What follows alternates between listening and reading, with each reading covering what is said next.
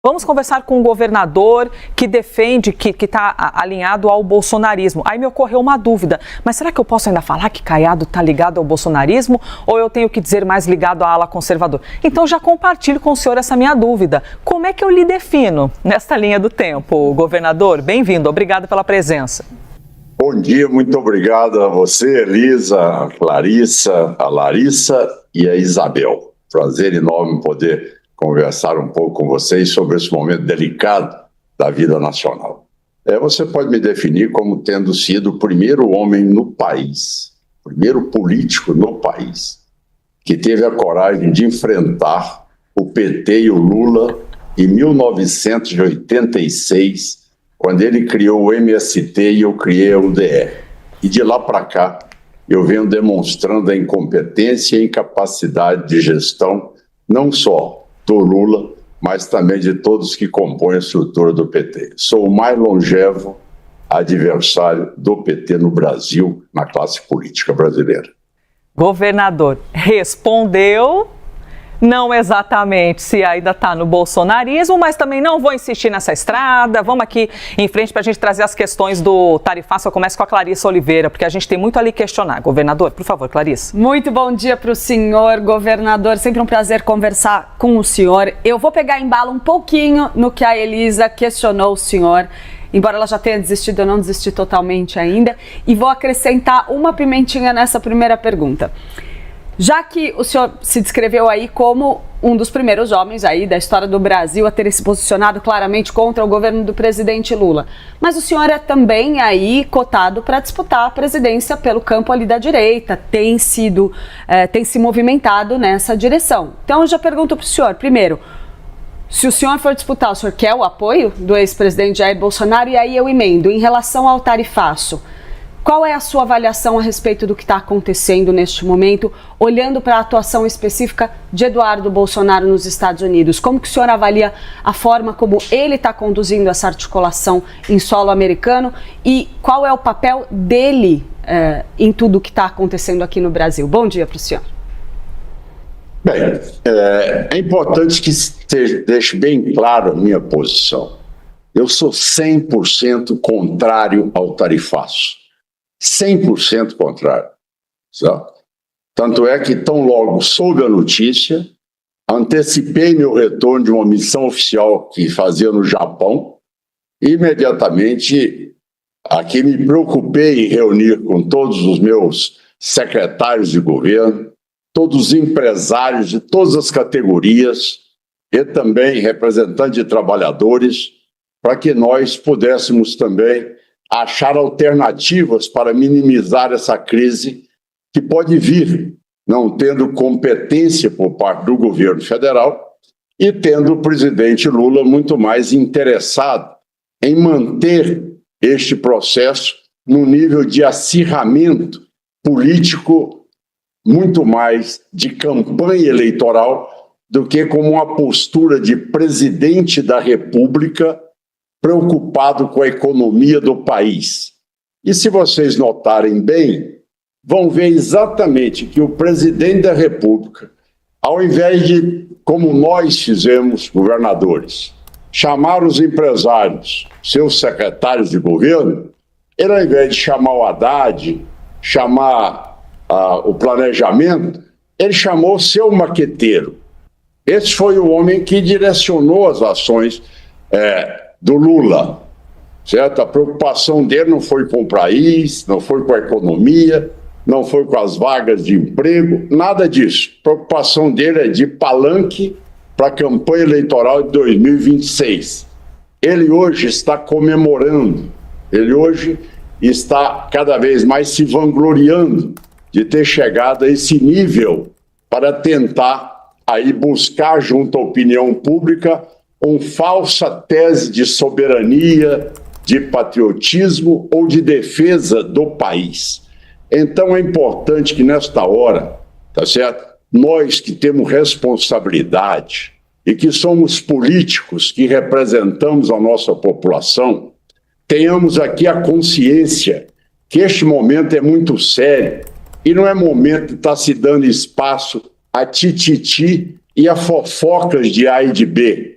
é importante que se tenha a coragem de enfrentar os problemas, como outros países estão enfrentando. Você está vendo agora, neste momento que nós estamos sendo entrevistados, que o Japão já resolveu o seu problema, a Indonésia já resolveu, a União Europeia está acabando de concluir o seu acordo em torno de taxa de 15%, e ficamos nós, brasileiros aí, a dar espaço a essa tese que, neste momento, destrói a economia brasileira, tá certo? Os Estados Unidos é um grande aliado nosso, nós somos grandes exportadores também aos Estados Unidos, apesar do superávit ser deles. Governador. E neste momento, eu acho que ao invés de nós estarmos fulanizando a discussão, é levarmos essa discussão mais a sério, é levarmos a discussão para o campo do que um presidente da República tem que se posicionar. Não com frases feitas, frases governador, de palanque, tá certo? É imperador do mundo, é gringo, vou chupar jabuticaba. Ora, não dá mais para nós suportarmos esse tipo, tá certo, de falta de comprometimento de um presidente diante de uma crise tão séria quanto esta. Então o senhor avalia que Eduardo e Jair Bolsonaro não teriam uma postura nessa negociação? Presidente do Ibanez que realmente convocasse uma reunião de governadores, porque este pensamento do Lula não é o pensamento do Brasil.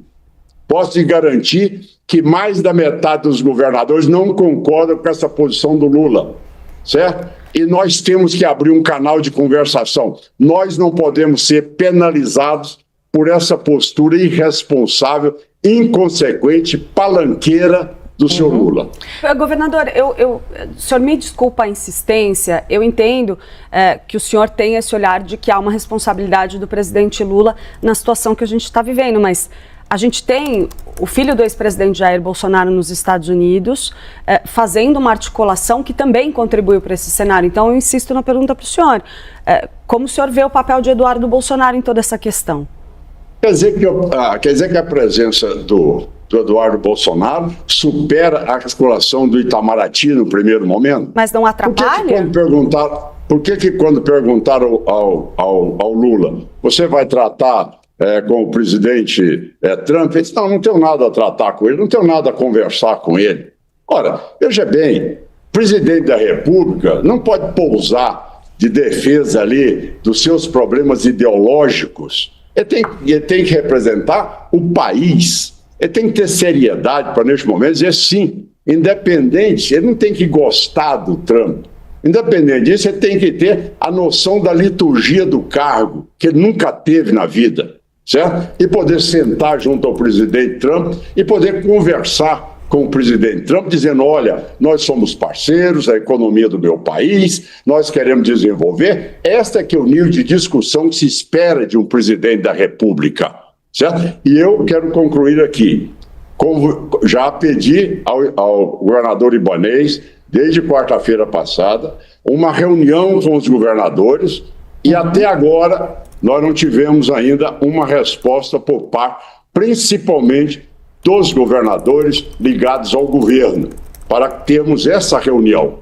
Essa reunião é importante, Elisa, porque, afinal de contas, o Lula não representa a soberania brasileira, certo? Ele não pode falar em soberania apoiando a Rússia para invadir a Ucrânia. Ele não pode falar em democracia apoiando a Venezuela. Então não tem essas credenciais. E nós, governadores, estamos sendo cerceados do nosso direito, certo? Se hoje o Brasil é dos brasileiros, eu concordo, ele não é do PT. E se nós reunirmos hoje no nosso fórum de governadores, a maioria da economia do nosso país, pela maioria dos governadores, estarão se posicionando para podermos avançar num acordo junto ao governo americano e buscar uma taxação compatível como foi essa que o Japão e que a União Europeia estão conseguindo neste momento. Governador, eu vou girar aqui. O senhor que há algumas décadas está habituado a dar entrevista sabe que a gente fica aqui na agonia, que quer girar a roda para poder trazer várias perguntas. Eu mesma já queria aqui perguntar sobre Tarcísio, porque o Tarcísio se colocou na cena e levou uma invertida do Eduardo Bolsonaro. Mas eu vou guardar minha pergunta para passar para Isabel Meca. Oi, governador. Bom dia para o senhor. Obrigada por estar aqui com a gente. A gente vê as aplicações de tarifas em relação a outros países também, mas na aplicação do Brasil houve uma contaminação de algo político também. Eu queria uma avaliação do senhor sobre isso, governador.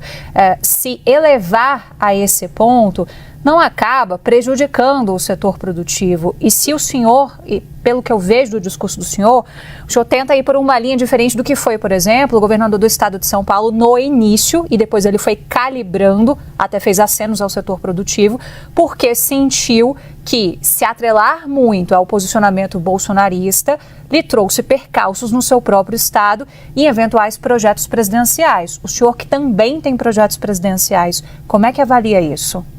Olha, vamos separar as coisas. Certo? Eu estou diante de um quadro de um paciente grave, atropelado, com fraturas múltiplas e com risco de vida. E estou discutindo um processo de 2026. Vem cá, a situação imediata, nós temos que ter, neste momento, noção de responsabilidade e do que é, neste momento, o mais importante, o mais relevante, é a economia do nosso país, vaga de empregos, tá certo? O que é mais importante? É este o problema ou é problema de tratar de 2026? Tranquilamente, eu trato 2026 quando vocês me convidarem para debater 2026, debato com toda tranquilidade. E sou pré-candidato a presidente da República em 2026.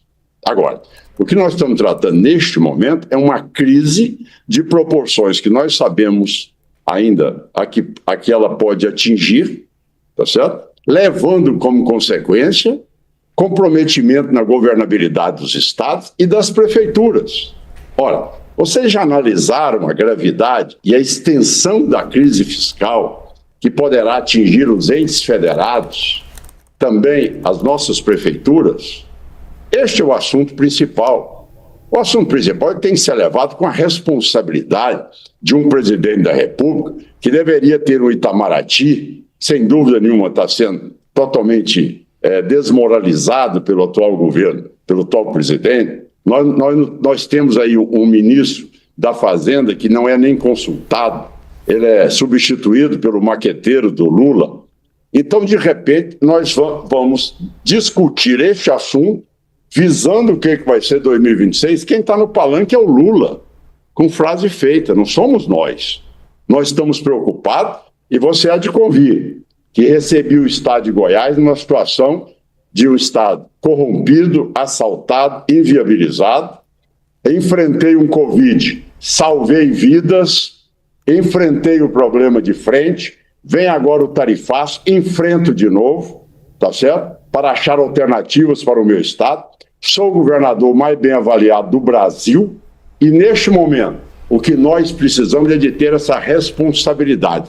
O telespectador que está lá, e as pesquisas demonstram, é que ele quer saber qual é o político que está preocupado com a vida dele. Não é com tititi. Esses assuntos são secundários, tá certo? O assunto principal é a economia do país, tá certo? E é isso que nós estamos vendo os outros todos saírem desse tarifaço, como acabei de citar, e o Brasil ainda com risco de ter aí uma tarifação de 50%. E se nós aplicarmos a reciprocidade, ainda vai piorar mais ainda a vida dos brasileiros. Então, o presidente está blefando com essa reciprocidade, ele sabe que ao fazer isso, ainda destrói, falo como médico e sou, solicitei que realmente a saúde fosse excluída dessa tributação ou desse tarifaço, até por uma questão humanitária, tá certo? E se for implantado a reciprocidade por parte do governo federal, aí sim que acaba de quebrar toda a estrutura de saúde do nosso país.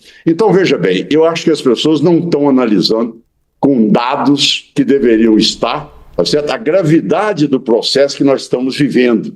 E, de repente, fica a discussão de coisas menores, tá certo? Para tentar aí encobrir a sequela maior que nós poderemos sofrer com essa taxa. Larissa?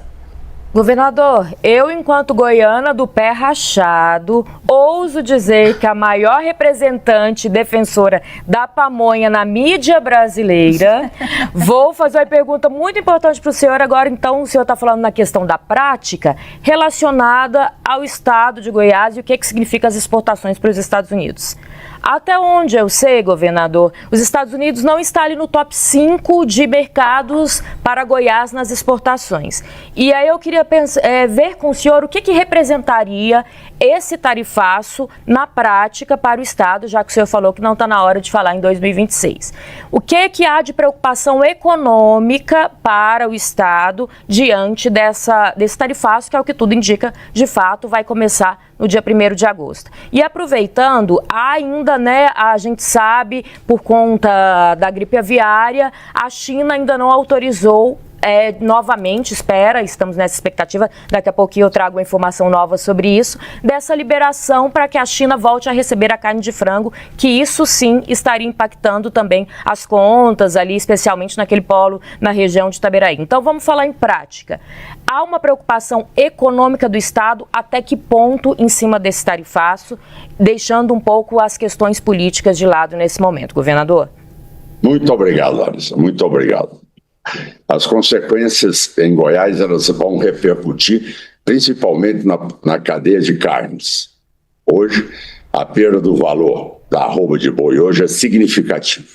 Ela teve patamar de 320, chegando agora a R$270. Então, imagina bem, aquilo é feito em cascata. O que eu tenho de número de confinadores hoje, tá certo? Atingindo toda a área de ração, toda a parte de comercialização desses produtos. Também parte de couros, é outro também que Goiás é um dos estados com maior percentual de poder oferta no mercado americano. Nós temos o caso específico do açúcar orgânico. Goiás é o estado que mais produz açúcar orgânico no país e é o estado em que representa ali quase que 100% da exportação para os Estados Unidos, comprometido também neste momento. Na área de saúde, a nossa preocupação é se tiver uma reciprocidade, a grande parte dos nossos aparelhos nos hospitais, como também de medicamentos, nós adquirimos dos americanos. Outra parte que é fundamental e que nós debatemos muito também hoje foi em relação ao fato específico de nós termos aí um comprometimento desse mercado, a área de minérios, certo? Esse é outro lado que Goiás é muito rico nessa área e que exporta bastante também minerais. Essa é uma área que Goiás tem um subsolo rico e que pode ampliar cada vez mais. O setor de citricultura, lógico, é muito maior em São Paulo do que Goiás, mas Goiás já passa a ser um estado também que sofre o reflexo da exportação do suco de laranja. A parte, por impossível que pareça, compromete mais o Nordeste, que é a parte de pescados, mas Goiás hoje é o grande produtor de tilápia, então tem grande mercado também no mercado americano. Tudo isso atingindo a vida das pessoas. Para você ter ideia, você como goiana que nós temos hoje as indústrias que mais ofertam ração PET para os Estados Unidos, todas elas totalmente inviabilizadas. Então eu diria a você que está aí uma série de problemas que nós estamos tentando ajustar desde o momento que aqui chegamos, tentando buscar aí crédito para essas empresas menores que não sabem como sobreviver caso seja mantida essa tributação de 50%.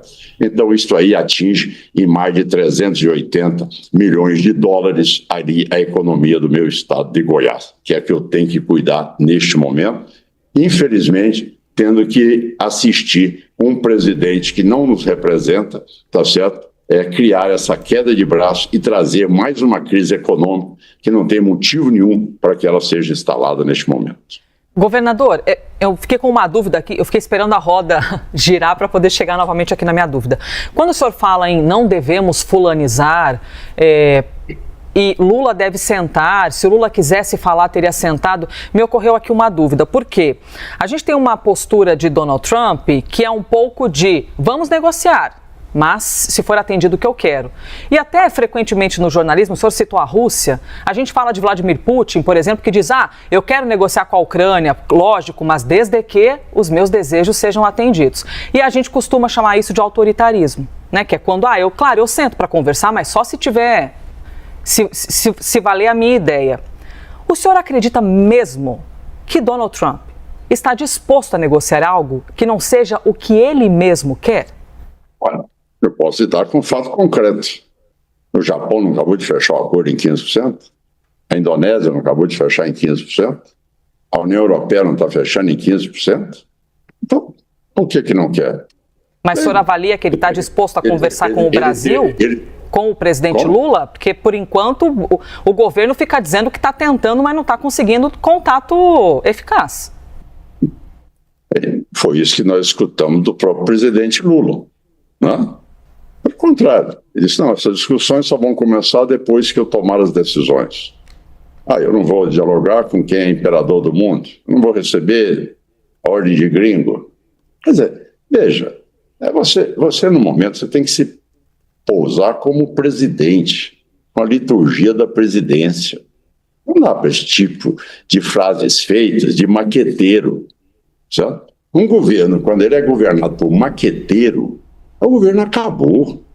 O governo tinha que ser governado com a presença de bons ministros, com estatura de ministro de realce internacional. Afinal de contas, a economia brasileira é um país relevante, é uma economia hoje substantiva, certo? Não pode ser com ministros que não têm a capacidade sequer de interagir com os demais colegas de outros países. De repente vem um presidente tentar blefar em cima, quando nenhum dos outros presidentes do BRICS, tá certo, quis nenhum comprometimento, nenhum avanço de atrito com o Trump. Ele foi o único que quis mudar a moeda. Veja bem, a desproporção, querer aparecer em algo que ele não tem a menor capacidade de apresentar alternativa, e ele vai provocar as pessoas. Você vê o interessante que eu estava até na Índia, logo que o Trump foi eleito, imediatamente o Narendra Modi saiu da Índia e ficou lá quase uma semana nos Estados Unidos negociando. Voltou agora, de novo, para negociar. É importante para ele, ele já conseguiu taxas bem especiais ou excelentes para o seu país. E esses países, claro, não têm o fator ex-presidente da República, Jair Bolsonaro, alinhado diretamente com Donald Trump, e Eduardo Bolsonaro, que também está nos Estados Unidos, né? A gente tem esse acréscimo que é muito importante, porque Jair Bolsonaro é uma potência social aqui no Brasil. Sim, mas você tem que entender que você, ao ser presidente da República, você tem que se colocar ali.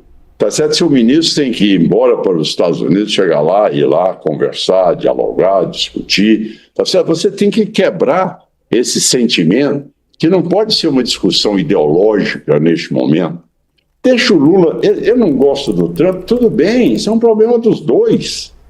Agora, presta atenção, o que o meu pecuarista aqui, o meu produtor aqui, tem a ver com este problema? O que nós temos a ver com isso? Não tem nada a ver com isso. Então, se você reunir hoje a maioria dos governadores, nós teremos uma ampla maioria, principalmente os mais penalizados, que não comungam com a tese do Lula e que querem abrir uma negociação com o presidente Trump. Então, como é que ele fala? O Brasil é dos brasileiros. Sim, o Brasil é dos brasileiros, não é do PT. Agora, nós brasileiros, eu fui consultado, eu sou um governador de estado. Essa postura do Lula, ela é convergente com a postura dos governadores? Nós fomos ouvidos para isso?